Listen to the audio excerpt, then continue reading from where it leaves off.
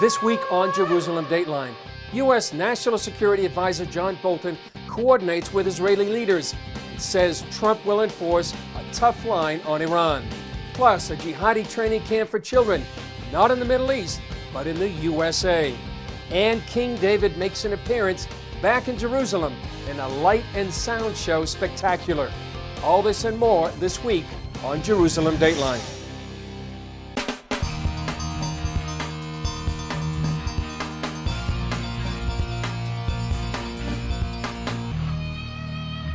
Hello and welcome to this edition of Jerusalem Dateline. I'm Chris Mitchell. U.S. National Security Advisor John Bolton spoke to reporters during a 4-day visit to Israel. His central message: the Trump administration will enforce its tough line on Iran. That may not seem remarkable in Washington, but to Israelis, it's a breath of fresh air. Throughout his visit, Bolton stressed for Israelis that the U.S. will never allow Iran to get nuclear weapons. And he noted that the strict economic sanctions on Iran are generating real anti-government protests. And by bringing the hammer down again of reimposing American sanctions, we've seen a profound negative effect on Iran. I think actually more serious than we would have predicted. And what's significant about the demonstrations and outpourings that you've seen across Iran is that, to the best of our knowledge, they're not organized. This is not some kind of conspiracy in Iran. It's just regular people saying they're fed up with the government. Bolton's 4-day stay here was longer than most official visits. That's partly because the White House is preparing to lay the groundwork for the rollout of its Middle East peace plan.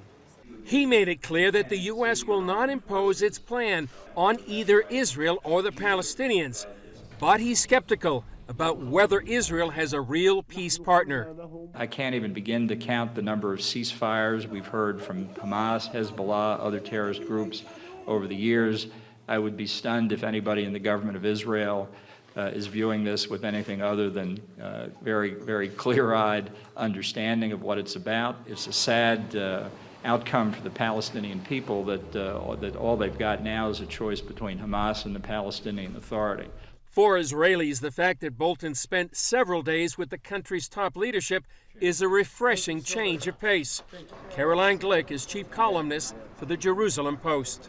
What you're really seeing here is a business-like atmosphere of two allies coming together and discussing common interests, which is something that we haven't seen in the past from U.S. administrations who were blind to the basic reality, which is that Israel is the United States' most powerful ally in the Middle East. For the first time in nearly a year, the leader of ISIS, Abu al-Baghdadi, released an audio recording where he urged his followers to persevere and continue fighting the group's enemies everywhere. It's a reminder of the continuing battle with radical Islam all over the world. And one surprising example, when authorities raided a makeshift compound in the New Mexico desert earlier this month, they were searching for a missing boy. Instead, officials say they uncovered a jihadist camp training children to carry out attacks. As CBN national security correspondent Eric Rosales explains, they're concerned there could be more camps like it across America. It's a frightening thought. Islamic training camps right here in our backyard. As we reported, investigators suspected their existence for years. Now this latest discovery shows they may exist in larger numbers than expected. There are so many people in the United States that espouse the jihadi extremist ideology who are doing either fundraising in the United States, training in the United States, to conduct attacks here in the homeland and abroad. Former CIA operative Joseph Assad says extremists exploit laws in the United States, like religious freedom, creating sleeper cells, often operating off the grid until they're ready to strike. In the CIA, we actually used to believe that it is by the grace of God and good work by our partners in the FBI that we had stumbled upon things such as the camp in New Mexico. At that compound, police say Islamic extremist leaders trained children to become school shooters. Investigators found 11 emaciated children and the remains of a 3-year-old boy. An FBI agent testified they were told the 3-year-old died as part of a ritual to expel demons. They told the kids, and they all seemed to genuinely believe that this boy would resurrect,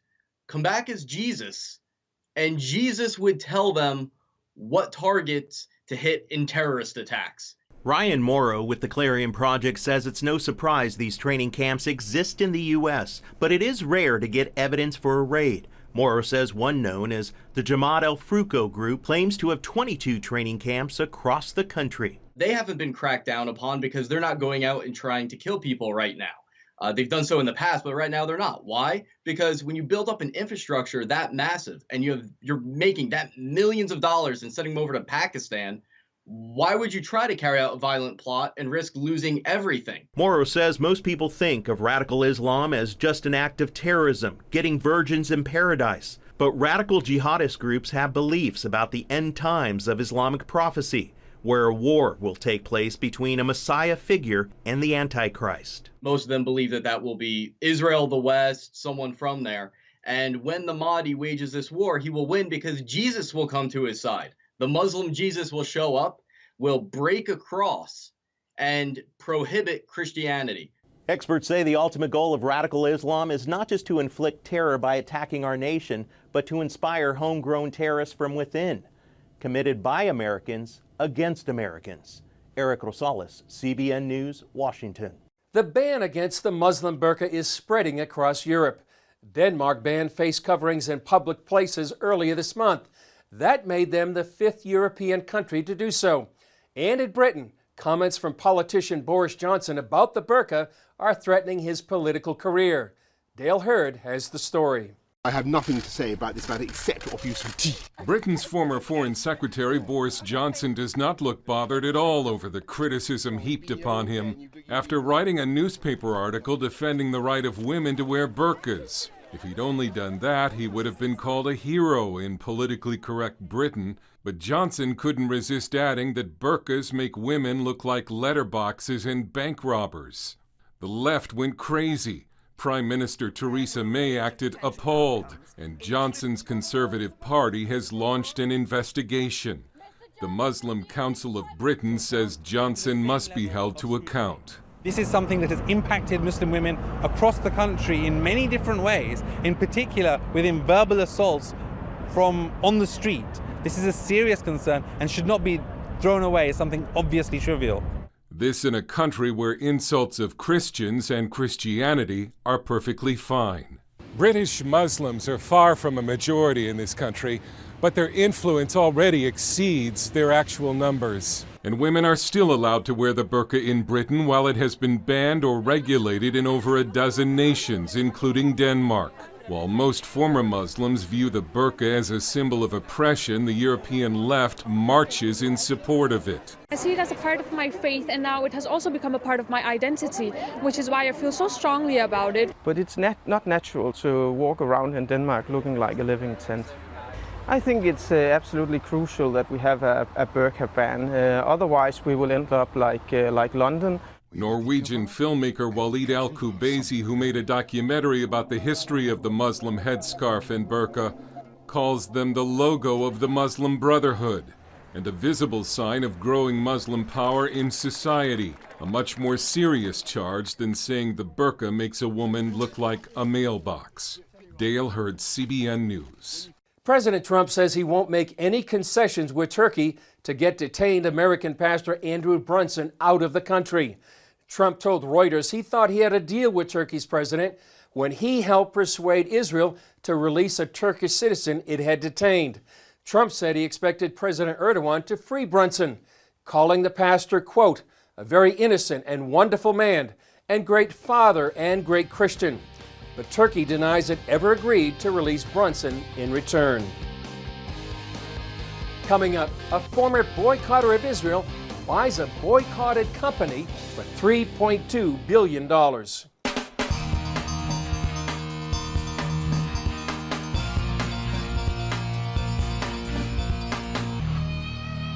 PepsiCo announced it would buy the Israeli company SodaStream for $3.2 billion. PepsiCo wants to compete with Coca-Cola in the health drink market.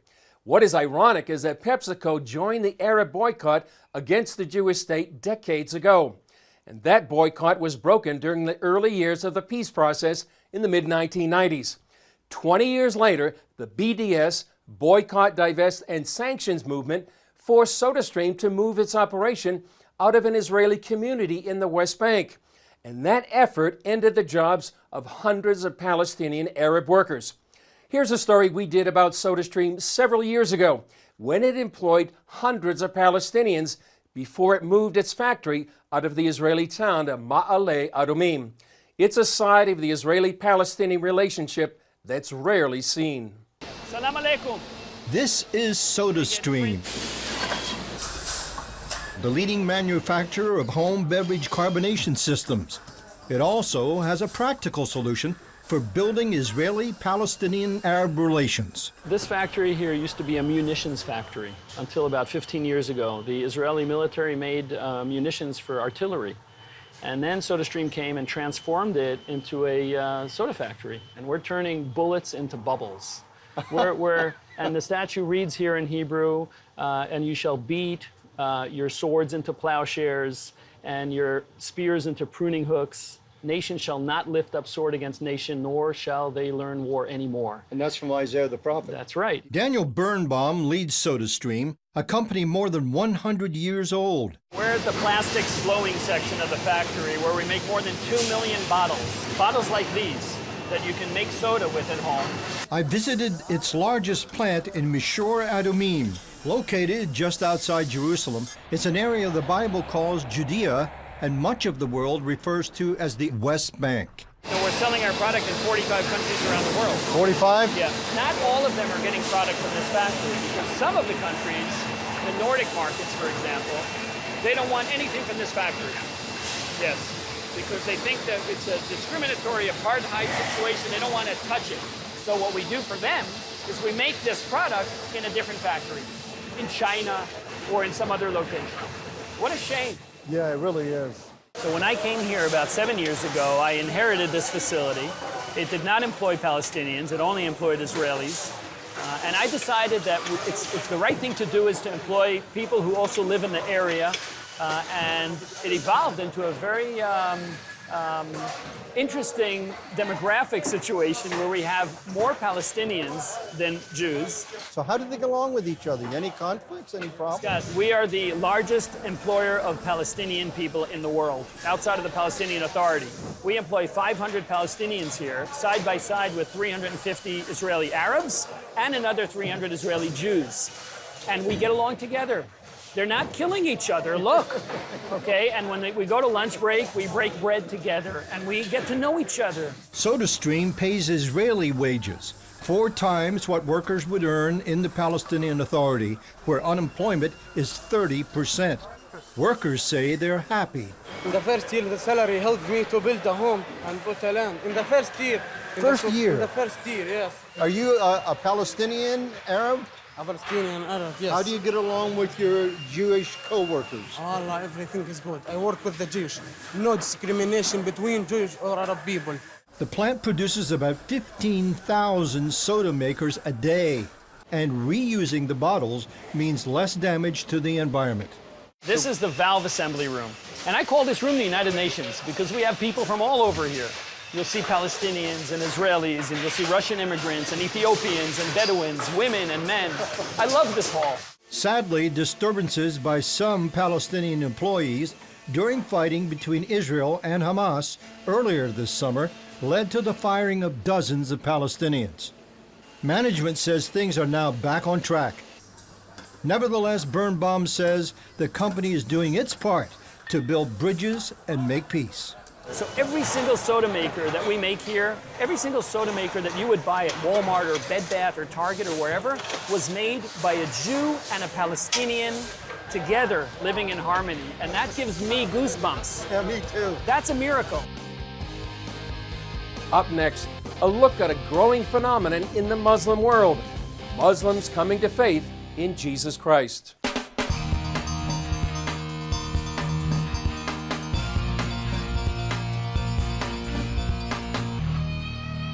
It's called Eid al-Adha, the Muslim holiday of Qurban or sacrifice. It marks the end of the pilgrimage to Mecca called the Hajj. It's a time when Muslims celebrate Abraham or Ibrahim's near sacrifice of Ishmael in Mecca. He was stopped by an angel, they say, and Allah provided a ram in the thicket instead. While millions celebrate this feast around the world, a growing number of Muslims in North Africa are coming to faith in Jesus Christ. Here's an early report from CBN's George Thomas documenting this phenomenon. These images of North Africans worshipping have never been seen before on television. As the sun sets over the Mediterranean Sea, Muslims across this part of Africa are converting to faith in Jesus Christ in record numbers. What God is doing in North Africa, all the way from actually Mauritania to Libya, is unprecedented in history of missions. Tino Kahush, a graduate of Regent University, has spent years traveling the region to document the transformation. I have the privilege of recording testimonies and listening to first-hand stories of men and women, all ages, where they can be sitting in a room and see the appearance, the presence of God appear to them in reality. It's like a vision. Some of them gave me stories of they carry a conversation. It's not just a light that appears. His interviews confirm what experts say is a profound move of God in the predominantly Muslim nations of Mauritania, Western Sahara, Morocco, Algeria, Libya, and Tunisia. Sometimes I feel jealous. How come it's visiting the Muslim world at this time and age where we don't hear that happening in the traditional Christian community? From the shores of Casablanca in Morocco to Tripoli, Libya, experts say the growth of Christianity, especially in the last 20 years, has been unprecedented. And nowhere is that growth more evident than in the North African nation of Algeria. In fact, we never thought the Algerian church would grow so big. Pastor Salah leads one of the largest churches in Algeria, where 99% of the population is Muslim. He says every new Christian in his church came from a Muslim background. Some 1,200 believers attend the church.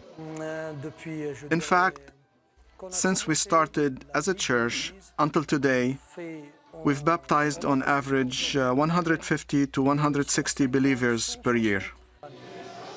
Men like Zino, who was invited to attend Pastor Salah's church by a friend. I saw Algerians worshiping God with all their hearts, and it touched me.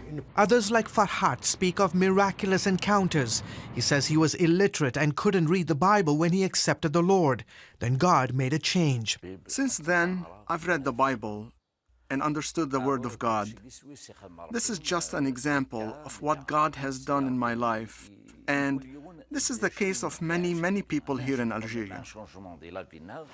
Even though Algeria is overwhelmingly Muslim, the government has given Protestant churches the freedom to register their congregations. It is the first Muslim Arab government who recognized officially churches from Islam. Yusuf Kurahmani is a leading Algerian pastor. He says the government will harass and intimidate Christians from time to time, but the level of persecution is nothing like it was 20 years ago. God has given to us many opportunities to witness at the police stations, at the courts. And actually, once I went to the police station and they gave me 45 minutes to speak about Jesus. Just imagine yourself, they are all Muslims. Say to you, well, tell us about Jesus, please. But Algeria and the countries of North Africa weren't always open to the gospel. Peter is a veteran missionary in these parts. You know, there's that parable, the sower went out to sow and the seed fell on stony ground. This is North Africa. In those days was quite resistant and stony. For security reasons, we've altered his voice and concealed his identity. The religion and the culture were unsympathetic to anything that was foreign, and Christianity was considered to be the religion of the Europeans. Peter believes the arrival of satellite TV and the internet have dramatically changed people's perception of Christianity. Today in North Africa on TV you can hear native Arab Christians talking about their faith, who are mature Christians, answering questions, involved in debates. Emboldened by God's power, Algerian Christians are now on a mission to take the gospel to the four corners of the globe. God has put in our heart to be able to send 1,000 missionaries by the year 2025. And I really believe maybe one day America will end up with some Muslim converts, missionaries coming to reach out to the Muslims there and other parts as well. George Thomas, CBN News, along the shores of the Mediterranean. Just ahead, the life and legacy of King David in sound and sight in the heart of his capital, Jerusalem.